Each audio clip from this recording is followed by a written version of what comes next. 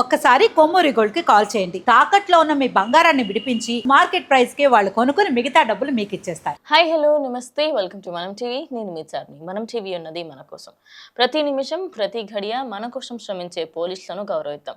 నాంపల్లిలో ఒక ఘోర యాక్సిడెంట్ అయితే జరిగింది. ఇక యాక్సిడెంట్లో 5గురు చనిపోయినట్టుగా అయితే తెలిసింది. అసలు అక్కడ ఏమైంది, దానికి సంబంధించి కంప్లీట్ డీటెయిల్స్ ఇచ్చే ప్రయత్నం చేస్తాను.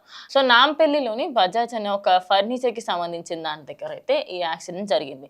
ఆ కింద ఫర్నిచర్ దగ్గర ఫైర్ అంటుకోవడంతో అక్కడ చిక్కుకున్న 2 చిన్నారులు అక్కడ మొత్తం ఆ మంటల్లో చెలరేగిపోయి అక్కడికక్కడే మరణించడం జరిగింది. ఇక దాని తర్వాత అందులో నిజానికి అక్కడికి ఫైర్ సిబ్బంది కానీ ప్రతి ఒక్కరూ తొందరగా వచ్చినప్పటికీ కూడా అక్కడ ఫర్నిచర్ ఎక్కువగా ఉండడం, మెయిన్లీ కొన్ని విజువల్స్లలో మనం చూస్తే అక్కడ ఉన్న ఫర్నిచర్ ఏదైతే ఉందో ఆ ఫర్నిచర్ వల్లనే ఇదంతా జరిగిందని, ఆ ఫర్నిచర్ని తప్పించి అక్కడ నుంచి బయటకు రావడమే చాలా చాలా కష్టంగా ఉంటుందని చెప్పేసి కూడా అన్నారు.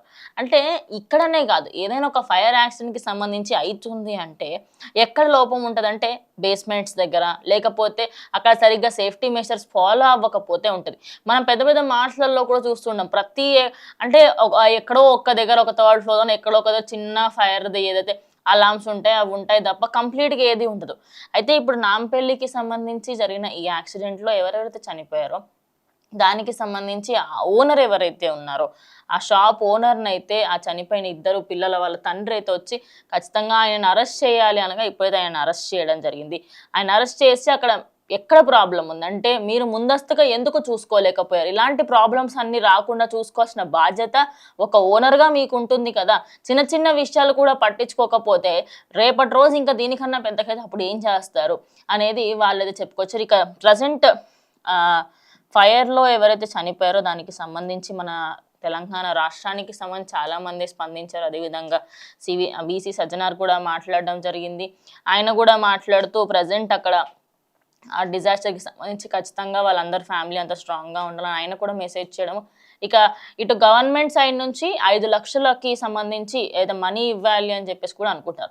సో చూద్దాం అసలు నిజంగా అంటే ఇలాంటి ఇన్సిడెంట్స్కి సంబంధించే కాదు, కంప్లీట్గా ఇది శనివారం రోజు జరిగింది అంటే శనివారం రోజు కంప్లీట్గా నెక్స్ట్ డే మార్నింగ్ వరకు ఎంత ప్రయత్నించినప్పటికీ కూడా ఇప్పటికీ కూడా ఇంకా అక్కడ మంటలో ఎంత సెగ అంటే అంత సెగ అనేది అయితే క్లియర్గా ఏర్పడుతుంది.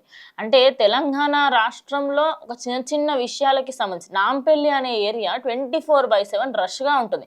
అలాంటి ఏరియాలో ఎంత సేఫ్టీ మెజర్స్ ఫాలో అవ్వాలి, మరి ఈ యాజమాన్యం ఎందుకు పట్టించుకోలేదు? అక్కడ అదే ఆయనతో ఆ చిన్నారులతో పాటు ఇంకో 3 కూడా చనిపోవడం జరిగింది. ఇక వాళ్ళ ఫ్యామిలీస్ అందరికీ కూడా గవర్నమెంట్ సైడ్ నుంచి 5 లక్షల పాటు 5 లక్షల మనీ ఇస్తాము అంటున్నారు. చూద్దాం మరి నిజంగా ఇస్తారా ఇవ్వరా అనేది. ఇంకోటి ఏంటంటే జస్ట్ ఇన్ఫర్మేషన్, కొద్ది రోజుల పాటు ఒక 2-3 డేస్ వరకు నాంపల్లి ఎగ్జిబిషన్కి సంబంధించి కూడా నాంపల్లి ఎగ్జిబిషన్లో ఆ ఏరియా కొంచెం దగ్గరలో జరిగిందని చెప్పి నాంపల్లి ఎగ్జిబిషన్కి సంబంధించి దానికి కూడా క్లోజ్ చేయడం జరిగింది. ఆ రోజు మెట్రోస్కి సంబంధించి కూడా చాలా రష్ ఉండే అని చెప్పేసి కూడా చెప్పారు. సో ఎవరెవరైతే ఇప్పుడు నాంపల్లికి సంబంధించి ఎగ్జిబిషన్కి వెళ్ళాలి అనుకుంటున్న వాళ్ళు కొన్ని రోజులు ఆపుకుంటే బెటర్. బికాజ్ అక్కడికి వెళ్ళిన తర్వాత ఫర్దర్గా అంటే ఆ ఏరియాలో ఇంకెక్కడెక్కడ ఎలాంటి ప్రాబ్లమ్స్ ఉన్నాయి ఏంటనే తెలీదు. ఒకటి చిన్నగా అయినప్పుడు మనం ఒక్కసారిగా జాగ్రత్తగా ఉండడం బెటర్ అనే నేను చెప్పుకొస్తాను. సో ఈ ఇన్సిడెంట్కి సంబంధించి ప్రజెంట్ అయితే అక్కడ మంటలన్నీ ఆర్పేశారు. నిన్న మధ్యాహ్నం కల్లా కంప్లీట్గా క్లియర్ చేసేసి శవాలను అయితే బయటకు తీసుకొచ్చారు. అది చూసినప్పుడు మాత్రం ఒళ్ళు గగురు పురిచే విధంగా ఉంది. కానీ అక్కడ కంప్లీట్గా ప్రాబ్లం అంతా అక్కడ ఓనర్దే అంటూ మనకైతే తెలిసి వస్తుంది. సో ఎవరైనా కొత్తగా మీరు ఏమైనా ఫర్నిచర్కి సంబంధించి కానీ ఎలక్ట్రానిక్స్ అది ఏదైనా కూడా సెక్యూరిటీ మెజర్స్ సేఫ్టీ మెజర్స్ పాటించకుండా మీరు ఏదైనా ఒక దానికి సంబంధించి స్థాపించే ఉద్దేశం ఉంటే స్థాపించకండి. ఎందుకంటే మనుషుల ప్రాణాలు తీయడం ఎందుకు, అక్కడ చిన్నారులు బయటకు రాలేని పరిస్థితి, ఎందుకంటే అక్కడ ఫర్నిచర్ అంత దారుణంగా ఉంది. సో ఇలాంటి వాటికి సంబంధించి ఖచ్చితంగా యాజమాన్యాలు సీరియస్గా తీసుకోవాలని కూడా చెప్పుకొస్తున్నారు. సో ఇది వాళ్ళ వీడియో. ఇంకో వీడియోతో మళ్ళీ కలుస్తాం. స్టే ట్యూన్ టు మనం టీవీ.